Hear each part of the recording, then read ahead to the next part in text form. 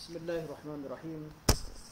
الحمد لله رب العالمين، نحمد الله تعالى ونشكره ونصلي ونسلم على سيدنا محمد الذي بلغ الرسالة وأدى الأمانة ونصح الأمة حتى أتاه اليقين، وعلى آله وصحبه أجمعين. سبحانك لا علم لنا إلا ما علمتنا إنك أنت العليم الحكيم. رب اشرح لي صدري ويسر لي أمري واحلل عقدة من لساني يفقه قولي. أما بعد، فإن أصدق الحديث كتاب الله، وخير الهدي هدي محمد صلى الله عليه وسلم، وشر الأمور محدثاتها، وكل محدثة بدعة، وكل بدعة ضلالة، وكل ضلالة في النار. ثم أما بعد. Tuan-tuan dan puan-puan yang dirahmati Allah, hari ini kita akan membaca kitab Makanat Sunnah An-Nabawiyah, sambungan daripada pelajaran yang lepas. Dan hari ini kita masuk kepada Al-Fasl Tsani, bahagian kedua daripada kitab ini, iaitu tajuknya Juhudus Sahabah radhiyallahu anhum wat tabi'ina wa man ba'dahum fi hifz sunnatin nabawiyah. Usaha sahabat-sahabat Nabi sallallahu alaihi wasallam, juga usaha tabi'in dan ulama-ulama yang datang selepas mereka dalam memelihara sunnah Nabi sallallahu alaihi wasallam. Bahagian kedua ini, Syekh akan membawa kita kepada sejarah bagaimana sunnah itu dipelihara. Dan bahagian ini mengandungi 5 tajuk utama. Tajuk pertama berkaitan dengan pembukuan sunnah Nabi atau penulisan sunnah Nabi sallallahu alaihi wasallam di zaman baginda sallallahu alaihi wasallam, dan juga usaha yang dilakukan oleh sahabat dan tabi'in. Kemudian pada bahagian kedua, Syekh akan membicarakan tentang rihlah menuntut hadis, iaitu perjalanan sejarah bagaimana ahli hadis mereka mengumpulkan hadis Nabi dengan melakukan rihlah atau melakukan perjalanan untuk mencari hadis. Ketiga ialah mereka akan cerita tentang, Syekh akan membawa kita pada tajuk Al-Inayah bihifz sunnah wa tadarusiha wa tadarusuha, iaitu usaha sahabat, usaha yang dilakukan untuk pelihara sunnah Nabi sallallahu alaihi wasallam dan mengajarkannya. Bahagian kelima ialah Syekh akan bercerita tentang tathabbut wal ihtiyat, bagaimana sahabat memastikan sunnah itu terpelihara dengan mempersoalkan rijalul hadis ataupun isnad. Dan yang kelima, Syekh akan cerita tentang naqdur ruwah, tentang kritikan terhadap perawi-perawi, dan juga mencari kelemahan-kelemahan yang ada, atau kelemahan atau dalam bab jarah ataupun ta'dil yang ada pada perawi. Hari ini kita masuk pada bahagian pertama, iaitu tadwinus sunnah, penulisan sunnah Nabi sallallahu alaihi wasallam. Dalam bab ini kita akan belajar 5 perkara. Saya akan bicarakan 5 perkara. Yang pertama, al-matlabul awal ma warada 'anil Nabi sallallahu alaihi wasallam fi kitabatil hadis wa ara'i ahli al-ilm fi ikhtilafil hadis fi dhalik. Riwayat-riwayat yang diriwayatkan daripada Nabi sallallahu alaihi wasallam tentang penulisan hadis, iaitu ada riwayat yang membolehkan, membenarkan ditulis hadis Nabi sallallahu alaihi wasallam, dan setengah daripada riwayat melarang sahabat, Nabi melarang sahabat daripada menulis hadis. Wa ara'u ahli ilmi fi ikhtilafil ahadits fi dhalik, dan pandangan ahli ilmu, pandangan ulama tentang memahami perbezaan riwayat tersebut. Okey. Terus kita masuk pada muka surat 132. 132. Nota disediakan di bahagian komen. Al-mabhathul awal, tadwis sunnati wa jam'uha. Bahagian pertama ialah bahagian yang menceritakan tentang tadwinus sunnah wa jam'uha, penulisan sunnah dan pengumpulannya. Kata Syekh, tadwinu sunnati wa kitab tadwinu sunnati wa kitabatuha min awjuhi inayati salafi biha wa huwa min mawadi'i ta'ni a'da'i sunnah fiha sawa'un kana a'da'uha al-qadim kar-rafidah am fil hadith kal mustashrikin wa azyalihim min al-aqlaniyin. Tajuk penulisan hadis dan pengumpulannya adalah sebahagian daripada perbincangan mengenai usaha salaf dalam memelihara hadis. Dan tajuk ini merupakan tajuk-tajuk yang menjadi tempat tumpuan musuh-musuh sunnah Nabi sallallahu alaihi wasallam cuba menyerang kedudukan sunnah Nabi sallallahu alaihi wasallam, sama ada musuh itu merupakan musuh-musuh yang lama seperti golongan Ar-Rafidah, golongan Syiah Ar-Rafidah, ataupun musuh-musuh pada zaman moden seperti golongan Orientalis, Al-Mustashriqin, dan juga pengikut-pengikut mereka di kalangan Al-Aqlaniyin, iaitu di kalangan liberal. Jadi di sini Syekh sebutkan 3 golongan yang menjadi musuh kepada sunnah Nabi sallallahu alaihi wasallam. Beliau berikan contoh. Pertama, musuh yang sejak pada lama, iaitu Ar-Rafidah, musuh daripada kalangan Syiah Ar-Rafidah yang menolak hadis Nabi sallallahu alaihi wasallam dengan cara mengkafirkan sahabat, iaitu sanad yang pertama. Kita dapati bahawa tidak ada sunnah Nabi sallallahu alaihi wasallam. Sebenarnya kalau kita lihat kepada golongan Rafidah, mereka tidak beriman dengan sunnah Nabi sallallahu alaihi wasallam, dan tidak ada hadis yang sahih pada mereka kecuali sedikit, kerana mereka telah pun mengkafirkan sahabat Nabi sallallahu alaihi wasallam, dan sahabat adalah jalan utama, malah itulah satu-satunya jalan untuk kita mendapatkan ilmu daripada Nabi sallallahu alaihi wasallam. Sebab tu bagi golongan Syiah, mereka tidak mempunyai ilmu isnad. Mereka tidak mempunyai ilmu jarah wa ta'dil yang jelas, kerana mereka telah mengkafirkan perawi yang pertama daripada sunnah Nabi sallallahu alaihi wasallam. Cara Rafidah, mereka gantikan sunnah Nabi dengan ta'rif sunnah itu ditukar. Sebab itu kita berbeza daripada kumpulan yang lain. Kumpulan yang lain perbezaan mungkin dalam fahaman, tapi dalam memahami sunnah Nabi sallallahu alaihi wasallam. Tapi dengan golongan Rafidah, mereka sebenarnya golongan anti hadis yang pertama. Kerana mereka telah mengkafirkan sahabat Nabi sallallahu alaihi wasallam, maka tidak ada hadis bagi mereka. Jadi kalau kita nampak dalam kitab-kitab Syiah banyak terdapat hadis-hadis. Terdapat hadis-hadis dalam kitab Syiah yang begitu banyak. Jadi kitab-kitab hadis pada golongan Syiah yang mereka terima hanyalah hadis-hadis daripada beberapa orang sahabat yang tidak dikafirkan oleh mereka, ataupun kata-kata imam. Mereka menggabungkan hadis Nabi bersama dengan kata-kata Sayyidina Ali dan juga imam-imam yang datang selepasnya. Mereka jadikan semua kata-kata 12 imam bersama dengan hadis Nabi sallallahu alaihi wasallam adalah satu kata-kata yang satu level, iaitu semuanya datang daripada orang-orang yang maksum. Sebab tu ta'rif sunnah hadis di kalangan Syiah dengan ta'rif hadis di kalangan Ahlussunnah sangat berbeza. Kalau ada orang Syiah mengatakan hadis, tidak semestinya itu merupakan kata-kata Nabi sallallahu alaihi wasallam, berkemungkinan kata-kata datang selain daripada Nabi sallallahu alaihi wasallam. Itu musuh yang lama. Atau musuh yang baru seperti golongan Orientalis. Golongan Orientalis, mereka sering membawakan hujah bahawa sunnah Nabi sallallahu alaihi wasallam itu tidak sabit.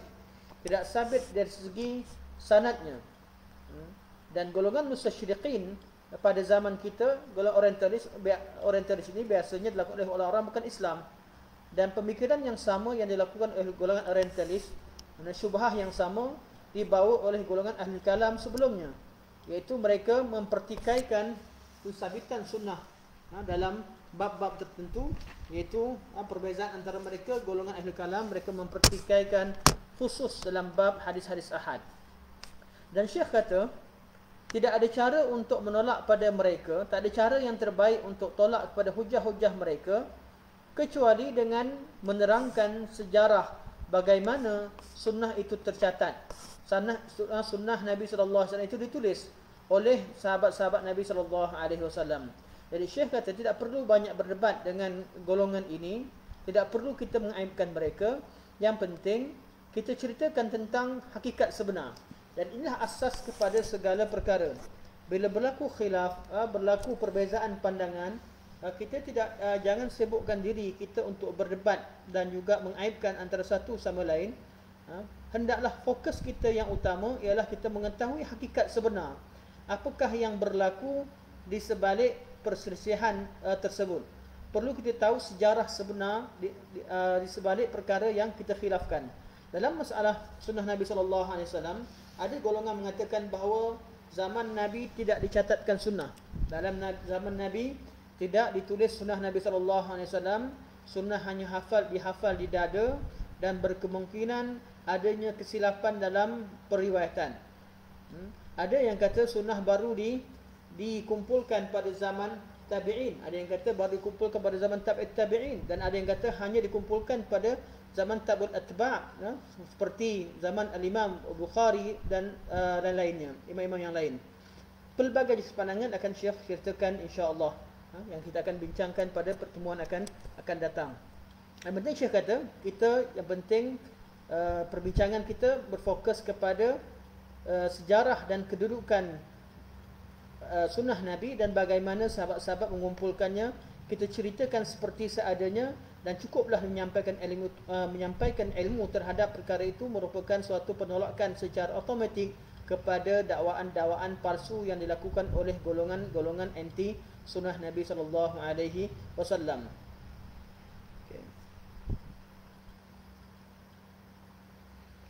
Kemudian Syekh masuk pada satu perbincangan yang menarik. Syekh kata bagi ahlul haq, bagi orang-orang ahlul haq yang berada di atas kebenaran dan mengetahui sunnah Nabi sallallahu alaihi wasallam dengan sebenarnya, mereka tidak hiraukan dan mereka tidak terlalu pening dengan bagaimanakah cara sunnah itu dipelihara. Iaitu mereka tak perlu risau dan pening sangat tentang adakah sunnah itu dipelihara secara hafalan ataupun secara tulisan. Kerana pada mereka sunnah itu akan terpelihara. Sama ada walaupun dalam bentuk hafalan sekalipun, sunnah itu akan tetap terpelihara. Kenapa Syekh sebut begini? Kerana golongan mustasyriqin mereka mempertikaikan bahawa sunnah Nabi SAW tidak ditulis pada zaman Nabi dan pada zaman sahabat. Dan mereka berikan syubhah bahawa kalau oleh kerana sunnah Nabi tidak ditulis, maka berkemungkinan ada kesilapan dalam periwayatan. Okay. Jadi Syekh sini jawab, Syekh kata bagi ahlul haq mereka tidak peduli sama ada nak bagi yang berhujah bahawa sunnah Nabi memang dipelihara secara hafazan di dada tanpa dituliskan, ataupun dengan mentarjihkan atau mengatakan bahawa sunnah itu telah dicatat sejak pada zaman Nabi sallallahu alaihi wasallam. Pada mereka tidak penting. Yang penting yang mereka risaukan ialah sunnah itu benar-benar terpelihara. Sama dituliskan ataupun tidak, itu bukan menjadi kerisauan kepada al-haq. Namun untuk menerangkan masalah ini, Syekh menerangkan bahawa kedudukan sunnah Nabi SAW itu terpelihara dengan dalam kedua-dua keadaan. Dalam bentuk hafazan yang terpelihara, begitu juga sebahagian daripada sahabat-sahabat Nabi SAW, mereka pun telah mula menulis sejak pada zaman baginda SAW hidup lagi.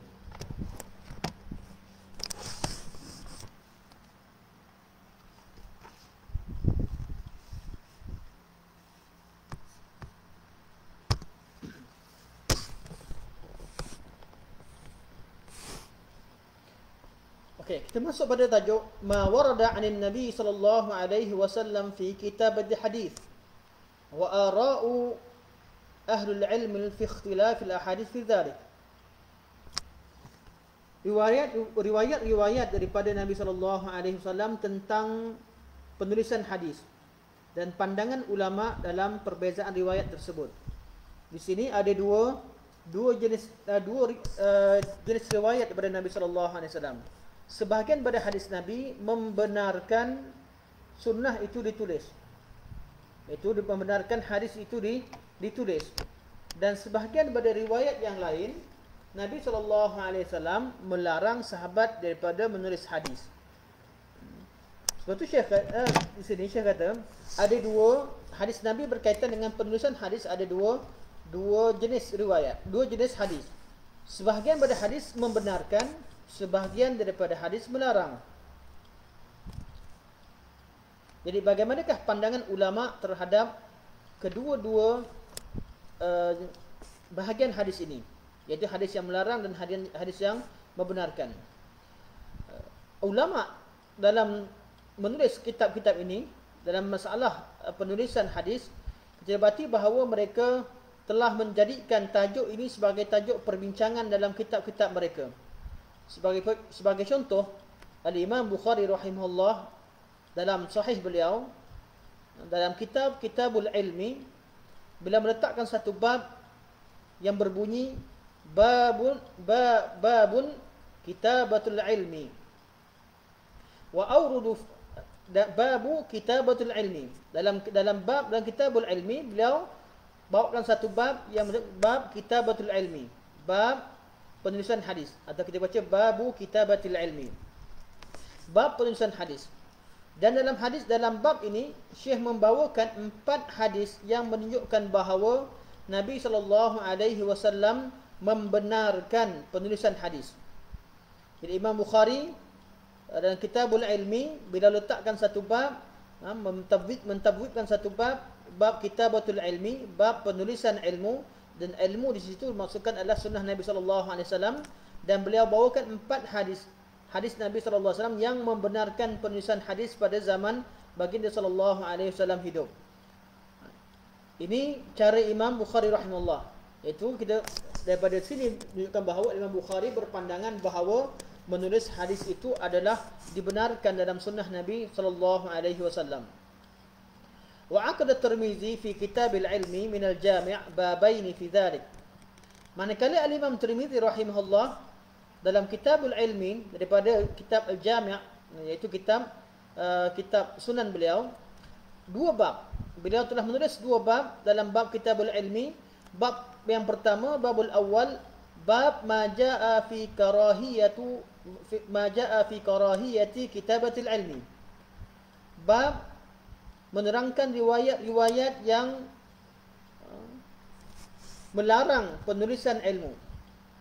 Wathani, dan bab yang kedua, bab ma jaa fi rukhsati fi dhalik. Bab riwayat-riwayat yang menunjukkan bahawa adanya rukhsah dalam penulisan ilmu. Al-Imam Tirmizi rahimahullah, beliau letakkan 2 bab dalam kitab ilmu, iaitu bab yang membawakan hadis-hadis yang melarang hadis-hadis yang melarang sahabat-sahabat Nabi daripada menulis hadis, dan bab yang seterusnya beliau bawakan bab-bab yang membenarkan, hadis-hadis yang membenarkan. Begitu juga dilakukan oleh Al-Imam Ad-Darimi rahimahullah dalam Muqaddimah As-Sunan. Beliau juga bawakan 2 bab man lam yara kitabatul hadis, iaitu bab sahabat-sahabat, bab di kalangan sahabat yang tidak membenarkan penulisan hadis, dan iaitu bab di kalangan ulama yang tidak membenarkan penulisan hadis. Dan beliau bawakan 36 hadis dan asar yang menerangkan tentang di kalangan sahabat dan tabi'in yang tidak membenarkan murid-murid mereka menulis hadis.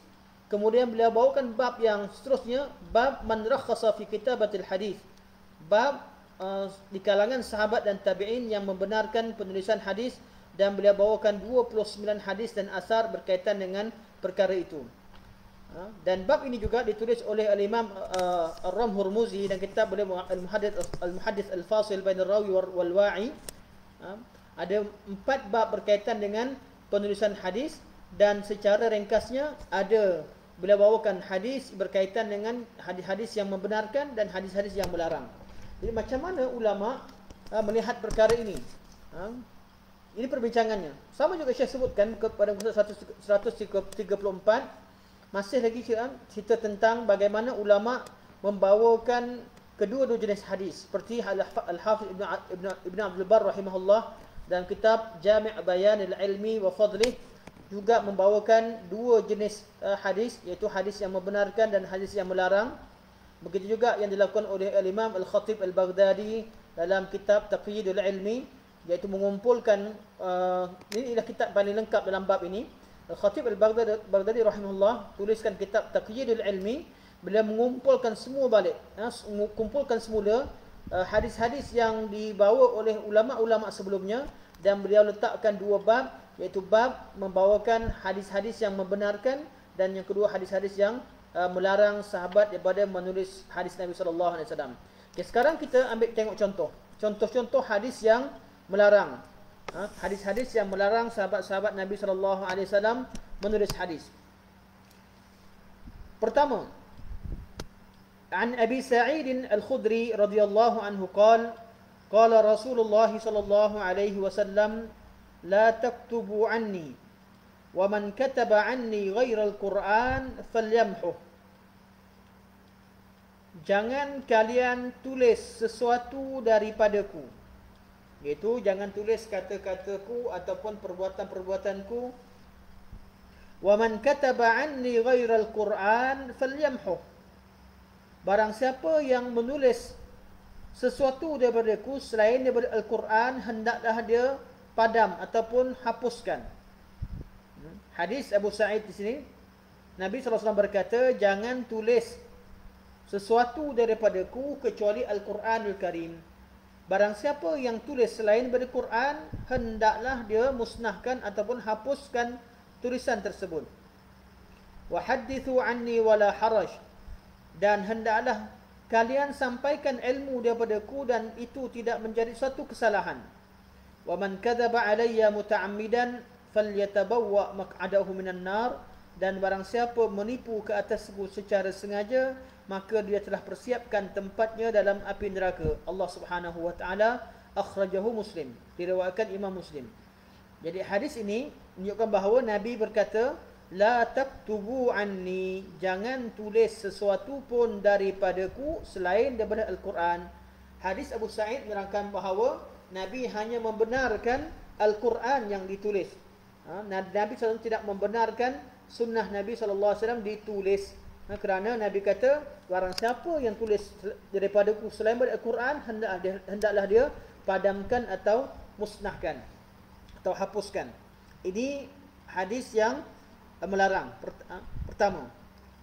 Kemudian hadis yang lain ialah hadis yang diriwayatkan oleh Imam Tirmizi rahimahullah dan Ad-Darimi dengan lafaz annahum ista'dzan Nabiy sallallahu alaihi wasallam fi ay yaktubu anhu falam ya'dzan lahum. Hadis dalam riwayat Imam Tirmizi dan Ad-Darimi lafaznya adalah bahawasanya sahabat-sahabat Nabi sallallahu alaihi wasallam meminta izin daripada Nabi untuk menulis sunnah-sunnah beliau, menulis kata-kata beliau, falam ya'dzan lahum, maka Nabi SAW tidak membenarkan mereka menulis sunnah Nabi SAW. Dan dalam bab ini juga ada beberapa hadis yang lain yang melarang. Dalam bab ini juga ada beberapa hadis lain yang diriwayatkan daripada Nabi SAW bahawa baginda melarang sahabat-sahabat Nabi SAW, baginda melarang sahabat-sahabat baginda menulis sunnah beliau atau menulis kata-kata beliau. Diriwayatkan juga daripada Abu Hurairah, begitu juga Zaid bin Thabit, daripada Ibnu Abbas, Ibnu Umar. Walaupun riwayat yang disebutkan selain daripada yang saya bacakan, iaitu saya bacakan tadi hadis riwayat Abu Sa'id Al-Khudri dalam Sahih Muslim dan juga dalam At-Tirmidzi Ad-Darimi, itu ada kekuatan sanadnya, jadi boleh dikatakan ianya hasan ataupun sahih. Yang Sahih Muslim itu sahih dan dalam Imam Tirmizi itu adalah riwayat hasan. Manakala ada riwayat-riwayat yang lain yang diriwayatkan daripada Abu Hurairah, Zaid bin Thabit, Ibnu Abbas, Ibnu Umar, tetapi tidak sahih. Yang penting adanya hadis Nabi sallallahu alaihi wasallam yang melarang sahabat daripada menulis hadis baginda sallallahu alaihi wasallam. Manakala di kalangan sahabat, kalau dilihat pada asar-asar sahabat, didapati bahawa ada sahabat Nabi juga yang melarang. Ada diriwayatkan daripada sahabat-sahabat Nabi, mereka melarang penulisan hadis. Antaranya adalah Abu Sa'id Al-Khudri, seperti mana dalam beliau meriwayatkan hadis tadi. Begitu juga Abu Hurairah. Abu Musa al-Asy'ari dan Abdullah bin Umar dan Abdullah bin Mas'ud. Ini golongan yang di kalangan sahabat yang melarang. Jadi hadis Nabi ada yang melarang daripada penulisan hadis. Athar sahabat, athar daripada Abu Sa'id al-Khudri, daripada Abu Hurairah, Abu Musa al-Asy'ari, daripada Abdullah bin Umar dan Abdullah bin Mas'ud juga melarang penulisan hadis. Dan manakala di kalangan tabi'in, iaitu di kalangan anak-anak murid sahabat, ada juga yang melarang, iaitu yang diriwayatkan daripada Asy-Sya'bi dan juga diriwayatkan daripada Ibrahim An-Nakhai dan juga daripada Ibn Sirin dan terakhir sekali daripada Mujahid radhiyallahu anhu ajma'in. Jadi di kalangan tabi'in juga ada yang melarang penulisan hadis. Jadi ini bahagian pertama, iaitu asar-asar yang menunjukkan bahawa tidak dibenarkan untuk menulis hadis Nabi sallallahu alaihi wasallam. Kedua, Syekh kata, manakala hadis-hadis ataupun riwayat-riwayat yang menunjukkan bahawa Nabi sallallahu alaihi wasallam membenarkan, terdapat banyak hadis dan lebih banyak yang sahih. Antaranya ialah hadis yang diriwayatkan daripada Abdullah bin Amr bin Al-As radhiyallahu anhuma. Beliau berkata, kuntu aktubu kulla shay'in asma'uhu min Rasulillah sallallahu alaihi wasallam wa uridu hifzah. Kata Abdullah bin Amr bin Al-As, beliau berkata, dahulu aku menulis segala sesuatu yang ku dengar daripada Nabi sallallahu alaihi wasallam kerana aku ingin menghafalnya. Qala, beliau berkata lagi, fanahatni Quraisy. Maka di kalangan sahabat-sahabat di kalangan Quraisy, itu di kalangan sahabat-sahabat utama di kalangan Muhajirin, menghalang aku. Iaitu di kalangan, kata Abdullah bin Amr bin Al-As, beliau kata beliau tulis semua hadis Nabi sallallahu alaihi wasallam bertujuan untuk menghafalnya. Namun dilarang oleh sahabat-sahabat yang di kalangan Quraisy, itu di kalangan sahabat-sahabat Muhajirin, sahabat-sahabat yang rapat dengan Nabi sallallahu alaihi wasallam. Wa qalu, dan mereka berkata kepadaku, taktubu kulla syai'in sami'tahu min Rasulillah sallallahu alaihi wasallam wa Rasulullah bashar yatakallamu fil ghadabi war ridha. Kamu menulis segala sesuatu daripada Nabi sallallahu alaihi wasallam, sedangkan Rasulullah sallallahu alaihi wasallam merupakan manusia biasa, kadang-kadang bercakap dalam keadaan marah dan kadang-kadang bercakap dalam keadaan redha. Ini teguran sebahagian sahabat kepada Abdullah bin Amr bin Al-As. Kata Abdullah bin Amr bin Al-As, fa amsaktu 'anil kitab. Kemudian bila aku ditegur, aku pun berhenti daripada menulis. Abdullah bin Amr bin Al-As tidak menulis selepas itu. Wa dzakartu dzalika li Rasulillah sallallahu alaihi wasallam. Lepas berhenti, beliau menerangkan atau menyebutkan perkara itu kepada Nabi sallallahu alaihi wasallam. Fa awma'a bi isbi'ihi ila fihi wa qala. Maka Nabi sallallahu alaihi wasallam tunjuk ke arah mulut baginda sallallahu alaihi wasallam, waqal, dan berkata uktub. Beliau tunjuk mulut beliau, berkata uktub, tulislah. Fa wallazi nafsi bi yadihi ma yakhruju minhu illa haqqun. Demi yang jiwaku berada di tangannya, Nabi tunjuk mulut, demi yang jiwaku berada di tangannya, tidak ada sesuatu yang keluar daripadanya, itu daripada mulut. Dia tunjuk mulut, baginda tunjuk mulut, tidak ada satu pun yang keluar daripadanya illa haqqun, kecuali benar. Jadi Nabi kata uktub, tulislah. Jadi hadis ini ada perbezaan dengan hadis-hadis yang jenis hadis yang pertama. Hadis Abu Sa'id al-Khudri, Nabi larang. Nabi kata jangan tulis sesuatu daripadaku, dan barang siapa yang tulis sesuatu selain daripada Al-Quran hendaklah dihapuskan. Dan dalam riwayat Tirmizi kata mereka minta izin, Nabi tak benarkan. Hadis Abdullah bin Amr bin Al-As yang kita bacakan sekarang, yang diriwayatkan oleh Abu Daud, Ahmad dan Al-Hakim, dan hadis ini hadis yang sahih, tidak syak lagi, yang telah sebelum ni pun pernah kita baca. Okay. Hadis ini menerangkan bahawa Nabi SAW memerintahkan kepada Abdullah bin Amr bin Al-As untuk menulis sunnah Nabi SAW, dan Nabi bersumpah dan Nabi berkata, demi yang jiwaku berada di tangannya, tidak ada sesuatu perkataan pun yang keluar daripada mulutku kecuali benar. Hadis yang kedua, yang membenarkan hadis Abi Hurairah radhiyallahu anhu bahawa Nabi sallallahu alaihi wasallam bersabda, "Uktubu li Abi Syah." Tadi dikatakan Abu Hurairah mengatakan melarang, iaitu kata ada athar yang diriwayatkan oleh Abu Hurairah bahawa beliau melarang penulisan hadis, sedangkan dalam bab ketika membincangkan tentang hadis membenarkan, terdapat hadis Abu Hurairah yang beliau riwayatkan daripada Rasulullah sallallahu alaihi wasallam. Dalam hadis itu hadis Abu Syah. Uktubu li Abi Syah. Tulislah hadis bagi Abi Syah, untuk Abi Syah. Hadis Abi Syah ketika di Hajatul Wida, Nabi sedang berkhutbah. Nabi berkhutbah, menyampaikan khutbah bagi dia. Kemudian ada seorang lelaki yang bernama Abi Syah berkata kepada Rasulullah sallallahu alaihi wasallam, "Ya Rasulullah, sesungguhnya apa yang Tuan sebutkan itu sangat banyak, sedangkan aku seorang yang tua tidak mampu menghafal kesemuanya." Kemudian Nabi arahkan supaya dituliskan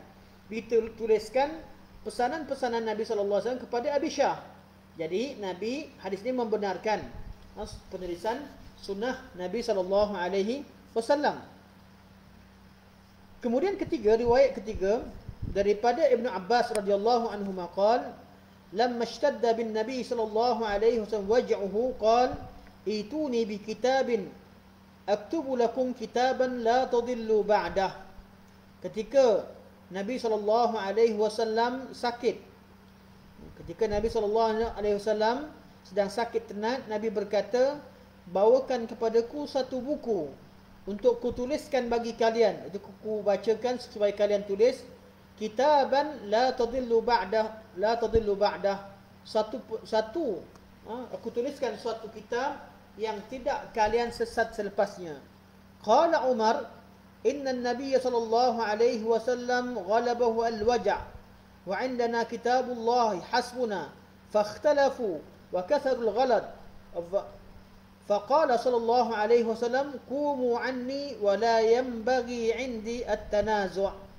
Bila Nabi sedang sakit tenat, Nabi minta dibawakan buku, dibawakan kertas untuk dicatatkan pesanan-pesanan baginda sallallahu alaihi wasallam. Umar berkata, "Sesungguhnya Nabi sallallahu alaihi wasallam sangat tenat dan kita telah ada kitabullah." Jadi maka berlakulah perselisihan di kalangan sahabat yang ada di situ. Maka berlakulah sedikit perdebatan di kalangan mereka. Kemudian Nabi berkata, "Qumu anni." Hendaklah kalian keluar bangun daripadaku, wala yanbaghi 'indi tanazu', dan jangan kalian berbalah di sampingku. Okay. Hadis ini menunjukkan bahawa pada peringkat awal hadis yang menjadi perbincangan kita ialah Nabi SAW membenarkan, malah memerintahkan supaya dibawakan buku untuk menulis pesanan-pesanan baginda sallallahu alaihi wasallam. Hadis yang keempat juga diriwayatkan daripada Abu Hurairah radhiyallahu anhu. Beliau berkata, "Ma min ashabin Nabi sallallahu alaihi wasallam ahadun aktsaru minni hadithan minni illa ma kana min Abdullah bin Amr fa innahu kana yaktub wa la aktub." Kata Abu Hurairah radhiyallahu anhu, tidak ada seorang pun di kalangan sahabat-sahabat Nabi sallallahu alaihi wasallam yang memiliki hadis lebih banyak daripadaku kecuali Abdullah bin Amr. Ni Abdullah bin Amr yang kita bacakan tadi kisah beliau. Beliau minta izin untuk menulis. Kata Abu Hurairah, "Fa innahu kana yaktub." Kerana Abdullah bin Amr dulu menulis sunnah Nabi sallallahu alaihi wasallam, wa ana la aktub, sedangkan aku tidak menulis. Rawahul Bukhari. Abu Hurairah berkata, tidak ada sahabat pun yang memiliki hadis lebih banyak daripada kecuali Abdullah bin Amr. Sebab Abdullah bin Amr dulu tulis dan aku hanya bergantung pada hafalan, aku tidak menulis. Jadi Abu Hurairah kata bahawa Abdullah bin Amr lebih banyak hadis beliau daripada hadis Abu Hurairah. Hadis Abdullah bin Amr lebih banyak daripada Abu Hurairah. Sedangkan riwayat yang sampai kepada kita didapati bahawa riwayat yang diriwayatkan Abu Hurairah lebih banyak daripada Abdullah bin Amr, kerana dalam bab ini diketahui bahawa Abu Hurairah radhiyallahu anhu anak murid, hadis-hadis yang diriwayatkan beliau itu tersebar dengan luas. Manakala Abdullah bin Amr bin As berkemungkinan apa yang ditulis oleh beliau itu banyak dan disangkakan Abu Hurairah lebih banyak, sedangkan bila secara hakikatnya pada zaman kita selepas dikaji hadis dan dikumpulkan hadis, didapati bahawa Abu Hurairah tetap lebih banyak hadis daripada Abdullah bin Amr bin As. Cuma perbincangan kita kat sini adalah Abu Hurairah mengatakan bahawa Abdullah bin Amr bin As menulis hadis Nabi SAW. Riwayat yang kelima daripada Abdullah bin Amr sendiri radhiyallahu anhuma, anna Nabi sallallahu alaihi wasallam qaal, bahawa Nabi sallallahu alaihi wasallam bersabda, qayyidul ilma bil kitab, hendaklah kalian ikat ilmu itu atau catat ilmu itu dengan menulis. Qayyidu iaitu ikat supaya jangan terlepas. Cara kita nak jaga ilmu ialah dengan menulis. Nabi kata jagalah ilmu kalian dengan menulisnya. Diriwayatkan oleh Al-Hakim dan diriwayatkan juga oleh Imam Ar-Hormuzi rahimahumullah. Di sini lepas kita bacakan sekali imbas, ada riwayat yang membenarkan dan ada riwayat yang melarang. Riwayat yang membenarkan dari segi kesahihan, riwayat yang membenarkan lebih banyak yang sahih, iaitu terdapat 5 riwayat yang sahih, berbanding dengan yang melarang itu hanya 1 ataupun 2 riwayat, dengan adanya khilaf pada riwayat yang kedua. Jadi ada hadis yang membenarkan, ada hadis yang melarang. Kemudian Syekh kata, begitu juga riwayat-riwayat dan diriwayatkan daripada sebahagian besar sahabat yang membenarkan penulisan hadis. Antaranya riwayat dan diriwayatkan daripada Abdullah bin Amr bin As, riwayat daripada Al-Barra bin Azib, riwayat daripada Umar bin Al-Khattab, daripada Ali bin Abi Talib, daripada Anas, Jabir, Ibnu Abbas radhiyallahu anhum ajma'in. Semua ini ada riwayat yang sahih daripada mereka membenarkan penulisan hadis. Begitu juga riwayat, semua ni riwayat, tuan-tuan, Syekh buat ringkasan kerana semua ini tercatat dalam buku-buku yang beliau sebutkan tadi. Yang beliau sebutkan pada muqaddimah tadi, yang bagi siapa yang ingin mendalami boleh buka kitab Sunan Ad-Darimi, boleh tengok dalam Sahih Bukhari, pertama sekali dalam Sunan Tirmizi, terdapat juga dalam riwayat kitab Imam Ar-Hormuzi, Imam Baihaqi, Imam kitab Ibn Abdul Bar dalam Jami' al-Bayan wal Bayan al-Ilm wa Fadlih, dan Al-Khatib al-Baghdadi dan sebagainya. Dan Syekh kata, ulang balik semua, Syekh kata, dan diriwayatkan juga sebahagian besar di kalangan tabi'in, diriwayatkan daripada mereka membenarkan penulisan hadis. Antaranya Sa'id bin Jubair, Mujahid, Atha' bin Rabah, Raja' bin Haywah, Nafi' Maula Ibn Umar dan Al-Hasan dan selain mereka. Okey. Daripada 2 riwayat tadi, maka kita sampai kepada pandangan ulama terhadap kedua jenis riwayat tadi. Ada riwayat hadis yang membenarkan, ada hadis yang melarang. Ada sahabat yang membenarkan, ada sahabat yang melarang. Ada tabi'in yang membenarkan, ada tabi'in yang melarang. Dalam bab penulisan hadis Nabi SAW. Jadi sebenarnya, adakah sunnah Nabi dibenarkan untuk dicatatkan, untuk ditulis? Pertama kata Syekh, "Dhahaba jam'un min ahli al-ilmi ila anna ahadith al-idhni nasikhah li ahadith an-nahyi." Oleh kerana ada dua bentuk hadis Nabi, satu hadis yang melarang, satu hadis yang membenarkan. Jadi sebahagian ulama berpandangan bahawa hadis yang melarang itu telah dimansuhkan, dinasahkan oleh hadis yang membenarkan. Pandangan ini merupakan pandangan Al-Imam Al-Baghawi dalam kitab Syarh Sunnah. Al-Imam Al-Baghawi rahimahullah berpandangan bahawa hukum menulis hadis adalah dibenarkan, manakala hadis-hadis yang melarang merupakan hadis yang telah dinasahkan. Inilah dia yang disebutkan oleh Imam Al-Baghawi rahimahullah dalam kitab Syarh Sunnah.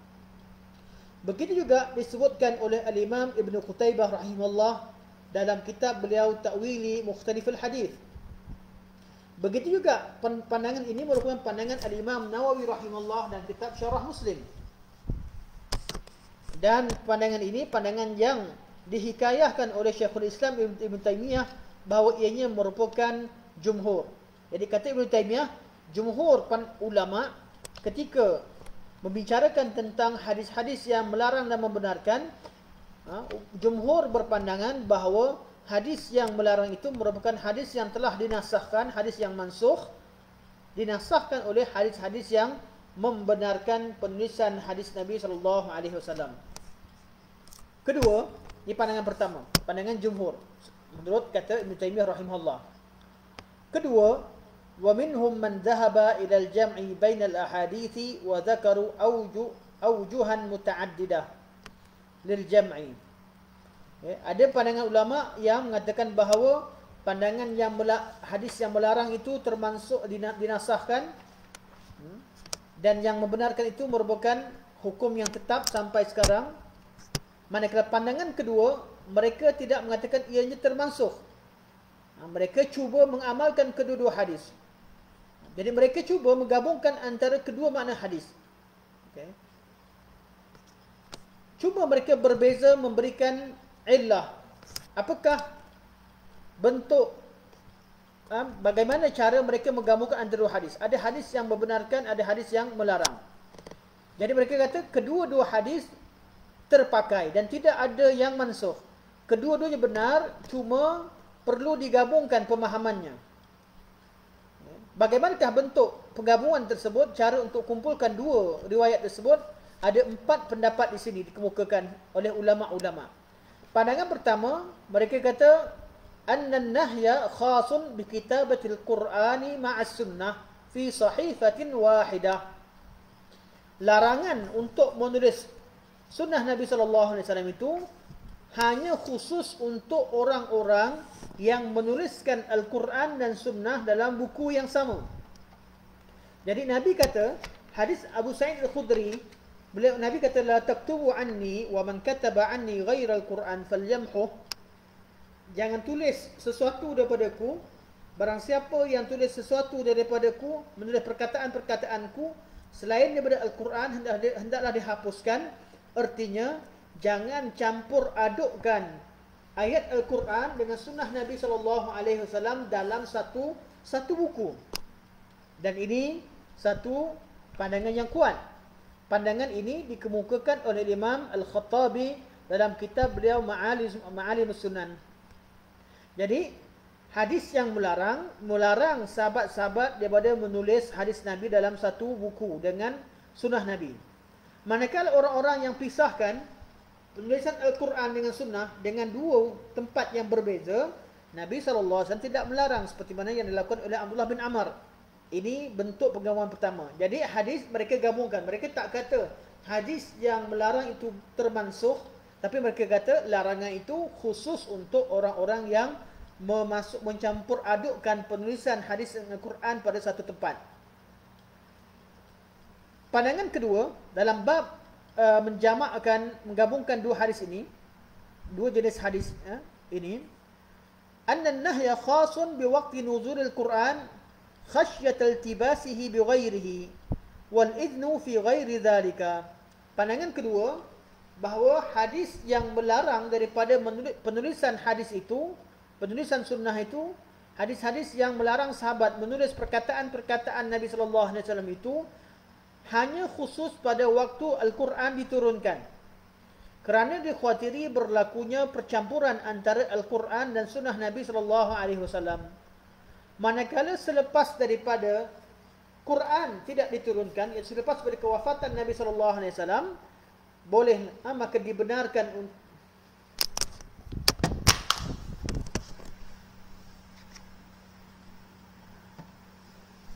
manakala selepas kewafatan baginda SAW, dibenarkan untuk sahabat-sahabat ataupun orang-orang yang datang selepasnya menulis hadis Nabi SAW. Jadi penulisan hadis itu dibenarkan selepas kewafatan baginda SAW. Ini bentuk jawapan yang kedua bagi ulama yang menggabungkan antara hadis yang melarang dan hadis yang membenarkan. Jawapan ketiga, dan dalam pandangan kedua ini dikemukakan oleh Imam Ibn Qayyim rahimahullah dalam kitab beliau Zadul Ma'ad. Begitu juga disebutkan oleh Imam Ibn Hajar dalam kitab Fathul Bari. Ketiga, antara ulama yang menggabungkan memberikan illah anna an-nahya khaufun ay yashtaghila an-nasa bis-sunnah duna al-Qur'an. Kama nukila an Ibn Ulayyah. Larangan itu, larangan Nabi SAW daripada larangan Nabi terhadap sahabat, daripada mereka, larangan Nabi kepada sahabat agar mereka tidak menulis hadis Nabi SAW supaya mereka tidak sibukkan diri mereka dengan sunnah sehingga mereka melupakan Al-Quranul Karim. Itu Nabi SAW minta supaya sahabat fokus kepada Al-Quranul Karim, fokus dalam menulis Al-Quran daripada menulis sunnah Nabi SAW. Pandangan ini dikemukakan oleh Al-Imam Ibn Ulayyah rahimahullah, seperti mana yang tercatat dalam kitab Al-Ilal oleh Imam Ahmad. Dan pandangan yang keempat di kalangan pihak yang menggabungkan anna an-nahya liman wathaqa bihifzihi wal idhna liman lam yathiq bihifzihi, dzakarahu Ibn Salah. Larangan untuk menulis hadis Nabi SAW bagi sesiapa yang hafalannya kuat, dia mampu untuk menghafal. Kalau dia mampu untuk menghafaz hadis Nabi SAW, Nabi SAW larang dia daripada mencatatkan, kerana mencatat suatu perkara yang mampu dihafal itu akan menghilangkan daya kekuatan hafalan, mengurangkan kekuatan hafalan, kerana seseorang itu akan bergantung kepada penulisan. Wal iznu liman lam yasiq bi hifdhihi, manakala keizinan untuk menulis hadis itu kepada orang-orang yang tidak kuat hafalannya. Pandangan ini dikemukakan oleh Ibn Salah rahimahullah dalam kitab beliau Ulumul Hadis. Jadi ada sekarang ni ada dua pandangan. Pandangan pertama, pandangan yang mengatakan bahawa hadis yang melarang itu hadis yang mansukh, telah dinasahkan oleh hadis yang membenarkan. Pandangan kedua, mereka mengatakan bahawa kedua-dua hadis ini tidak ada yang mansukh, dua-dua terpakai, cuma terpakai pada tempat masing-masing. Ada yang memberikan menggabungkan dengan cara bahawa larangan itu kepada yang tulis pada satu tempat, satu buku. Ada yang manakala yang tulis lain buku pada buku yang berbeza dibenarkan. Ada yang kata larangan itu fokus kepada waktu ketika Nabi SAW sedang hidup, Quran masih turun, takut berlaku percampuran antara Al-Quran dan Sunnah. Manakala selepas Nabi wafat dibenarkan untuk menulis. Yang ketiga, ada yang berpandangan bahawa bagi sesiapa, Nabi SAW melarang sahabat daripada sibuk menulis Al-Quran, kerana waktu itu Nabi minta sahabat supaya fokus menulis pada larang sahabat daripada tulis Sunnah, kerana Nabi minta sahabat fokus pada Al-Quran. Dan yang keempat, daripada pandangan yang menggabungkan ialah Nabi SAW membenarkan orang yang kuat tidak membenarkan orang yang kuat hafalannya untuk menulis hadis, manakala orang yang tidak kuat hafalan dibenarkan untuk menulis hadis Nabi SAW. Ini ada dua pandangan utama, yang mana pandangan kedua itu mempunyai 4 wajah cara mereka menggabungkan hadis Nabi SAW. Dan pandangan yang ketiga, wa dhahaba ba'dul ulama'i ila annahu la yasihhu fi an-nahy hadithun wa anna hadith Abi Sa'id ma'lulun bil waqfi. Dzukira hadza 'an al-Imam al-Bukhari rahimahullah wa ghairihi. Pandangan ketiga, mereka mengatakan bahawa hadis-hadis yang melarang penulisan hadis Nabi SAW itu tidak ada satu pun yang sahih. Jadi macam mana dengan hadis Abu Sa'id al-Khudri dalam riwayat Imam Muslim? Mereka berkata hadis Abu Sa'id itu walaupun ianya sahih tapi dia ada illah, iaitu jadi tidak sahih kerana ma'lulun bil waqfi. Hadis itu adalah mauquf. Itu pandangan pribadi Abu Sa'id al-Khudri, bukan hadis Nabi SAW. Jadi menurut pandangan al-Imam Bukhari rahimahullah, walaupun hadis la taktubu anni wa man kataba anni ghaira Quran falyamhu, itu merupakan perkataan Abu Sa'id al-Khudri, bukan perkataan Rasulullah SAW. Jadi Imam Bukhari tidak mensahihkan, tidak mentashihkan hadis yang hadis Abu Sa'id Al-Khudri tersebut secara marfu', tetapi beliau mengatakan itu adalah pandangan Abu Sa'id Al-Khudri. Dzukira hadza 'anil Imam Bukhari wa ghairihi. Pandangan ini dinukilkan daripada Imam Bukhari dan lain-lainnya. Okey, daripada 3 qaul tadi, daripada qaul ulama, ada yang mengatakan mansuh, ada yang mengatakan boleh digabungkan, dan ketiga ada yang kata tidak sahih langsung, hadis yang melarang. Ketiga-tiga qaul ulama malah menjadi ijma' ulama. Selepas kita bacakan pandangan, ijma' ulama mengatakan bahawa dibenarkan menulis hadis Nabi sallallahu alaihi wasallam. Wa hadzal aqwal muttafiqatun ala jawazil kitabah wa in ikhtalafat fi tawjih an-nahy al-warid. Ya, semua qaul dengan semua qaul yang dinukilkan daripada ulama, mereka semua membenarkan penulisan hadis Nabi sallallahu alaihi wasallam, walaupun mereka berbeza dari segi perincian kenapa ada hadis yang melarang. Mereka berbeza dan memberikan pandangan dalam bab perincian kenapa wujudnya riwayat-riwayat yang melarang sahabat daripada menulis hadis Nabi sallallahu alaihi wasallam. Namun berlaku ijma'. Lidzalik wa lihadza istaqarra al-amr. Dan inilah dia perkara yang disepakatkan. Wa naqada al-ijma'u ba'da dzalika ala jawazil kitabah bal ala istihbabiha bal la yab'ud wujubaha ala man khashiya an-nisyani mimman yata'ayyanu alaihi tablighul ilm. Sebab tu kata Syekh dalam seperti mana dinukilkan daripada Imam Ibn Hajar rahimahullah, penulisan hadis, hukum menulis hadis itu telah pun diijma'kan. Walaupun ada perbincangan yang panjang tadi, perbincangan yang kita bacakan tadi semua ada hadis yang melarang dan sebagainya untuk kita fahamkan. Namun ulama Islam secara keseluruhannya telah pun berijma', telah pun bersepakat secara keseluruhannya, tidak ada perbezaan pandangan bahawa dibenarkan menulis sunnah Nabi sallallahu alaihi wasallam. Mana harus bal ala istihbabiha. Bahkan ijma' berlaku mengatakan sunnat untuk kita mengumpulkan hadis untuk menulis hadis Nabi sallallahu alaihi wasallam. Bal la yab'ud. Bahkan beliau kata tidak jauh kalau dikatakan bahawa ijma' berlaku dalam bab ijma' berlaku bahawa wajib kita menulis sunnah Nabi sallallahu alaihi wasallam bagi sesiapa yang takut lupa ataupun kehilangan ilmu. Wa mimman naqal al-ijma' ala jawaz al-kitabah wa zawal al-khilaf fi dhalik al-Qadhi Iyad. Antara ulama yang menukilkan ijma' bahawa ulama-ulama muslimin telah pun ijma' bahawa dibolehkan menulis sunnah Nabi sallallahu alaihi wasallam ialah al-Qadhi Iyad rahimahullah dalam kitab Ikmalul Mu'lim, dan juga Ibn Salah rahimahullah dalam kitab Ulumul Hadis, Ibnu Athir rahimahullah dalam kitab Jami' al-Usul, dan Imam Dhahabi rahimahullah dalam kitab Sirr A'lam an-Nubala. Semua mereka menukilkan bahawa telah pun ulama ijma' dalam bab menulis hadis itu merupakan satu perkara yang dibenarkan. Di perbincangan kita pada peringkat awal, perbincangan dalam bab ini ialah membincangkan tentang apakah hukum menulis sunnah Nabi sallallahu alaihi wasallam.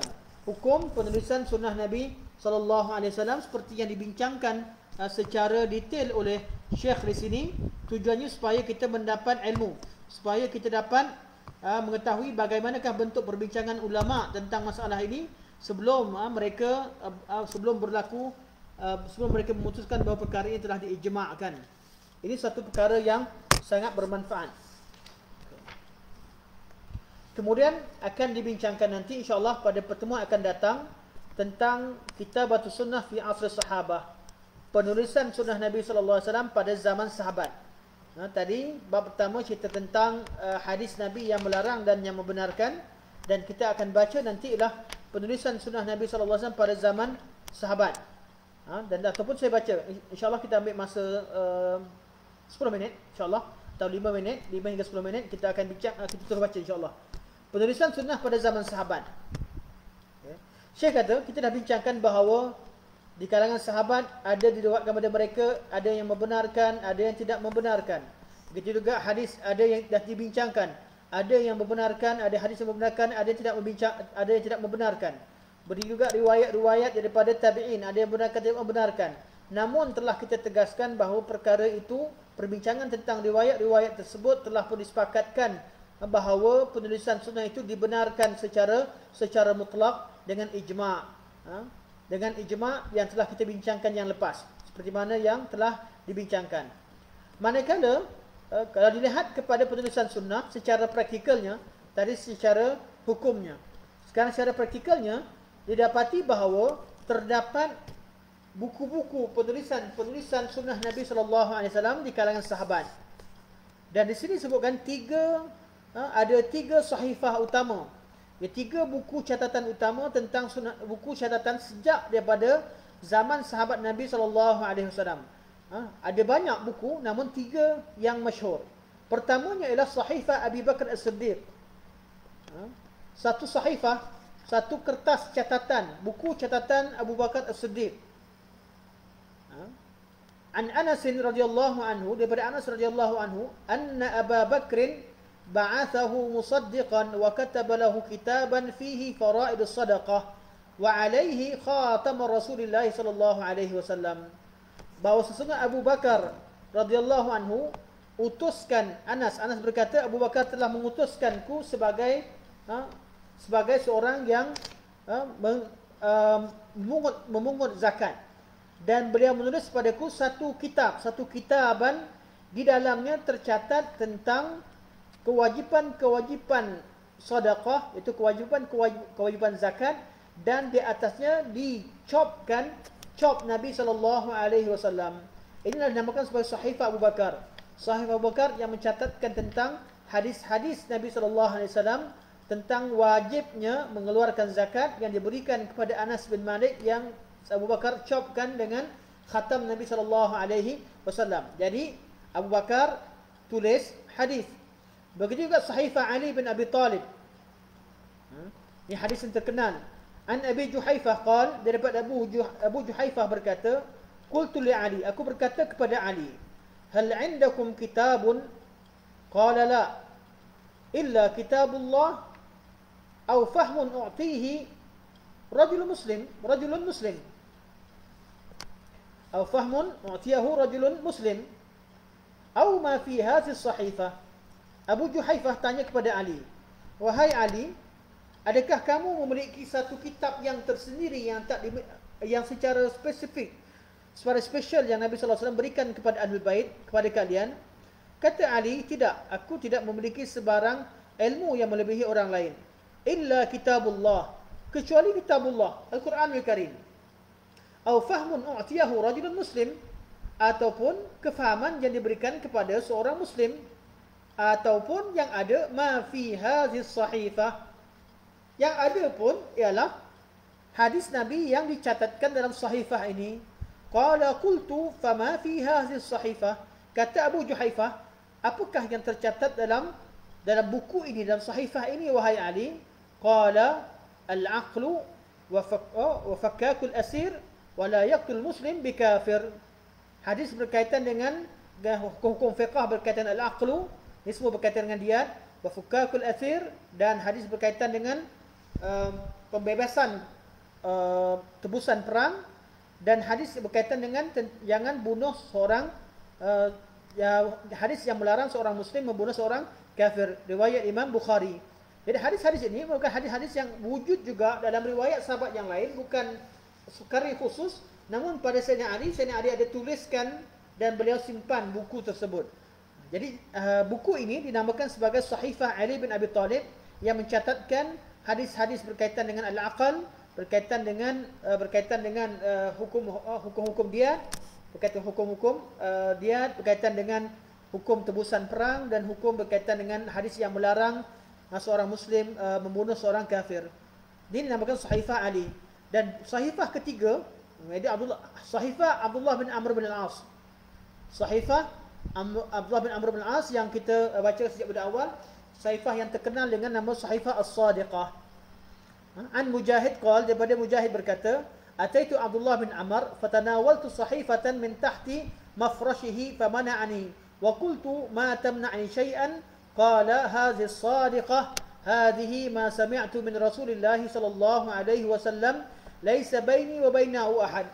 Kata Mujahid anak murid pada Abdullah bin Amr bin Al-As, beliau kata, pada satu ketika aku pergi bertemu dengan Abdullah bin Amr bin Al-As dan aku melihat satu sahifah untuk aku ambil.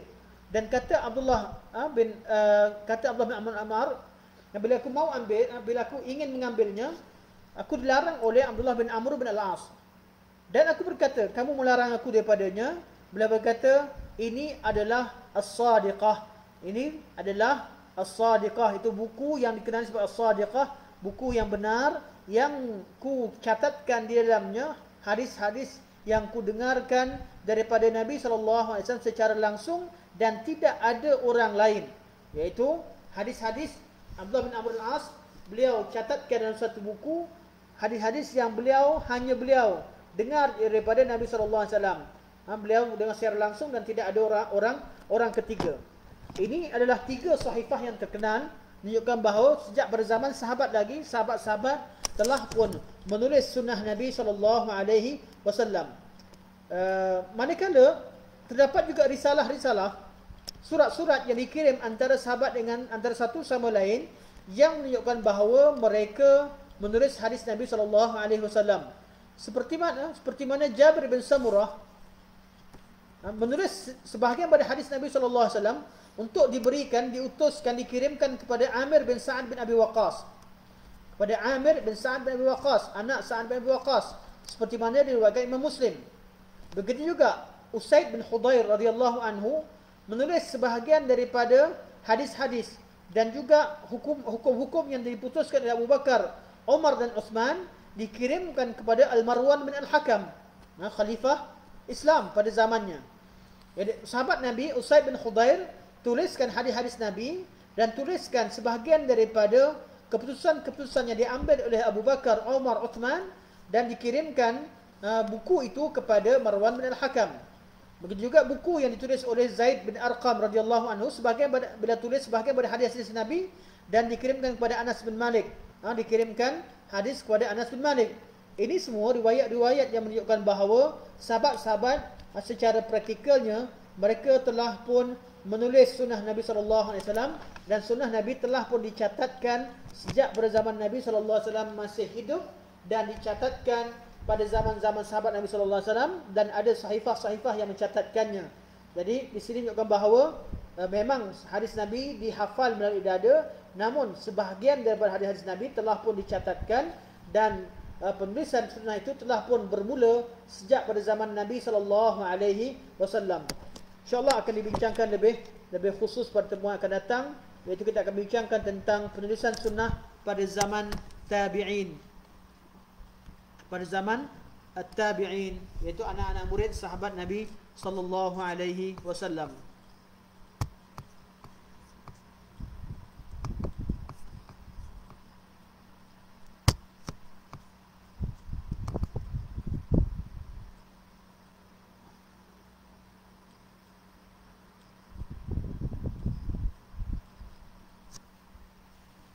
Okey. Saya cuba tengok komen. Minta maaf, mic dah baca. Alhamdulillah. Alhamdulillah audio. Okey. Wafiikum barakallah. Alhamdulillah. Okey, jadi tidak ada soalan insya-Allah. Tak ada soalan, kita akan kita tamatkan kuliah kita pada malam ini. Semoga Allah Subhanahu Wa Taala menjadikan kuliah kita yang serba ringkas dan ada kekurangan-kekurangan ini merupakan kuliah yang diberkati. Semoga Allah SWT terima kebaikan-kebaikan yang ada dan Allah ampunkan kekurangan-kekurangan yang ada. Dan saya mohon maaf sekiranya apa yang disampaikan kurang menarik ataupun kupasannya kurang menepati cita rasa tuan-tuan. Dan itulah yang kemampuan saya bacakan apa yang tercatat dalam buku ini. Semoga ini bermanfaat dan diharapkan insya-Allah tuan-tuan bagi yang ingin mendalaminya, tuan-tuan boleh rujuk pada kitab dan pada nota yang tercatat di sana insya-Allah. Dan apa yang saya bacakan adalah merupakan bacaan sekali lalu untuk kita tahu bahawa perbincangan ini wujud dalam kitab ini dan ia sangat penting.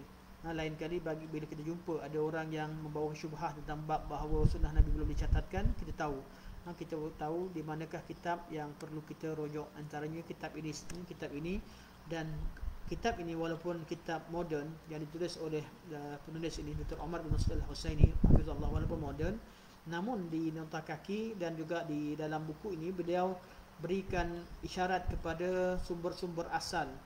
Jadi bila kita baca kitab ini merupakan ringkasan daripada penulisan-penulisan ulama-ulama terdahulu. Bagi kita yang ingin mendalami bab ini, kita boleh tengok rujuk kepada sumber asal. Boleh tunjuk sumber asal, kita akan tahu, kita akan nampak rujukan yang sebenar dan kita dapat mendalami perkara ini. Dan begitu untuk siapa-siapa yang ingin membuat penulisan tempat ini, boleh rujuk. Kitab ini antara kitab yang agak sempurna pengumpulannya, selain dari kitab Tadwin Sunnah yang ditulis oleh Syekh Muhammad bin Attar Az-Zahrani rahimahullah. Wasallallahu a'lam. Sekadar ini, subhanakallah wa bihamdika asyhadu an la ilaha illa anta astaghfiruka wa atubu ilaik. Wa sallallahu ala sayyidina Muhammad wa ala alihi wa sahbihi wa baraka wa sallam. Wassalamu alaikum warahmatullahi wabarakatuh.